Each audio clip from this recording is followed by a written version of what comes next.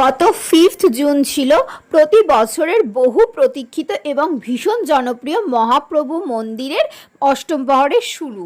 আর সেদিন ছিল অধিবাস, দেখতেই পেলে গেটটা আর সুন্দর করে রাস্তাটাও আলো দিয়ে সাজানো হয়েছে।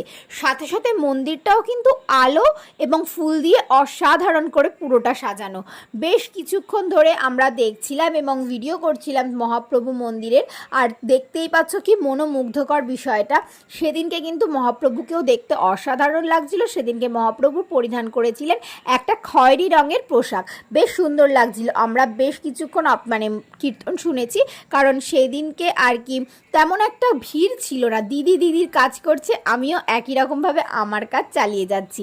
তারপর বেশ কিছুক্ষণ মন্দিরে বসে ঠাকুরের নামগান শোনার পর প্রসাদ নিয়ে বাড়ির দিকে রওনা দিয়ে দিয়েছিলাম আমি আর দিদি।